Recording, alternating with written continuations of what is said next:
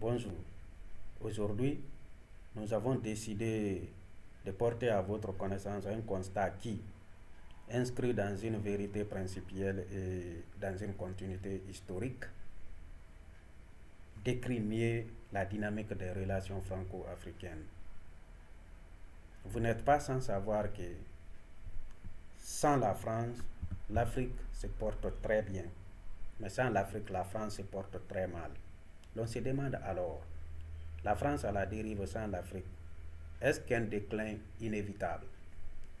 Depuis des décennies, la France a tissé une relation complexe avec l'Afrique, une relation néocoloniale, où les intérêts économiques et politiques français ont dominé les dynamiques.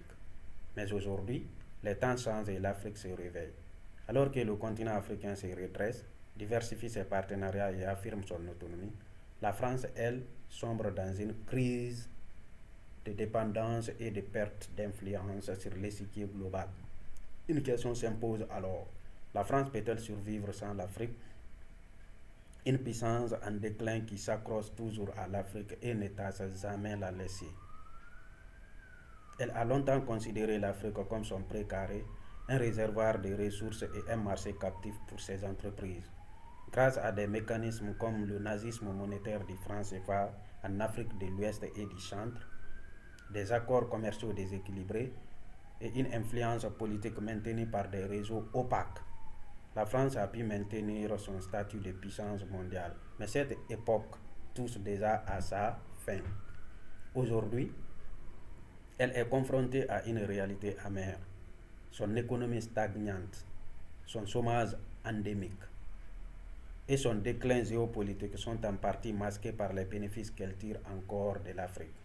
Sans les ressources naturelles africaines, pétrole, gaz, minerais rares, sans les marchés africains pour ces entreprises et multinationales telles que Total, Orange, Bolloré, et sans la zone franc CFA qui lie 14 pays africains à sa monnaie, c'est-à-dire l'euro ou sa réserve en banque, la France serait déjà une puissance de second rang.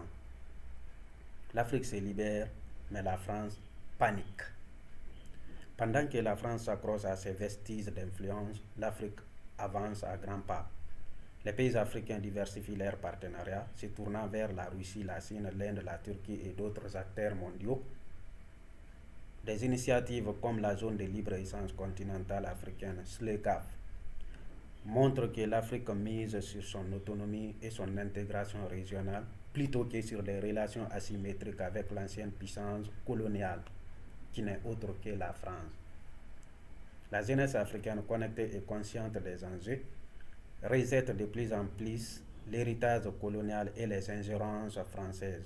Les mouvements sociaux, comme ceux contre le franc CFA ou contre la présence militaire française au Sahel, Mali, Burkina Faso, Niger, le Tchad, témoignent d'une volonté de rupture.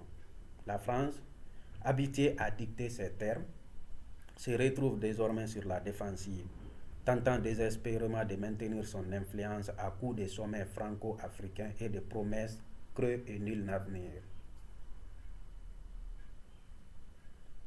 Une France sans l'Afrique, un scénario catastrophique.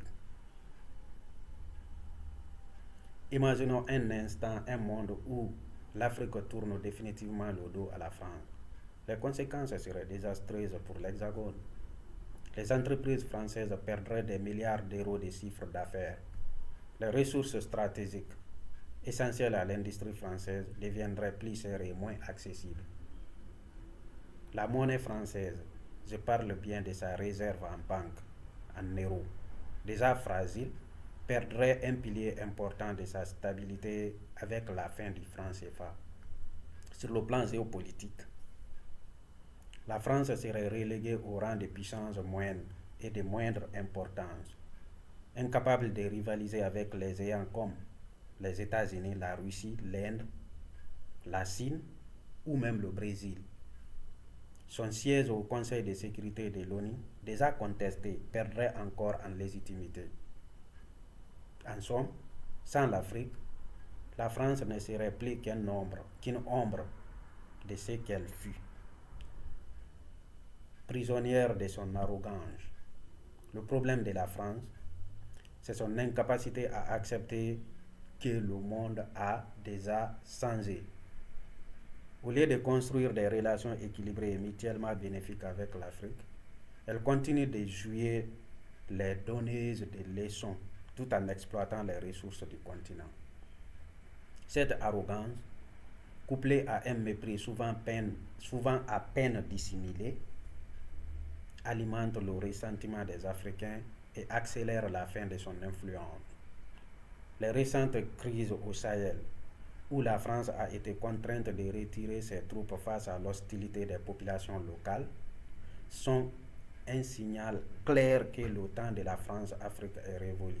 Pourtant, au lieu de se remettre en question, la France s'enferme dans le déni, préférant blâmer les autres pour son déclin. C'est la fin d'une époque qui se confirme. La France a un tournant de son histoire, ignorer l'humanité des Noirs. Si elle continue alors de s'accrocher à ses vieilles recettes néocoloniales, elle risque de sombrer dans l'irrévérence géopolitique et économique. L'Afrique, en revanche, est en pleine ascension. Et rien ne semble pouvoir arrêter son élan. L'Afrique se porte bien sans la France, mais la France se porte mal sans l'Afrique. Cela résume parfaitement cette nouvelle réalité. La France doit choisir. Soit elle accepte de construire une relation d'égal à égal avec l'Afrique, ou elle devra faire face à un avenir sombre. Un avenir sombre où elle ne sera plus qu'une puissance secondaire de moindre importance, nostalgique de son passé glorieux. En attendant, l'Afrique avance et la France recule. Qui dépend de l'autre? La réponse est claire. La France a bien plus besoin de l'Afrique que l'inverse. Et cela, c'est une vérité que Paris ne pourra plus ignorer bien longtemps. Merci beaucoup pour votre aimable attention.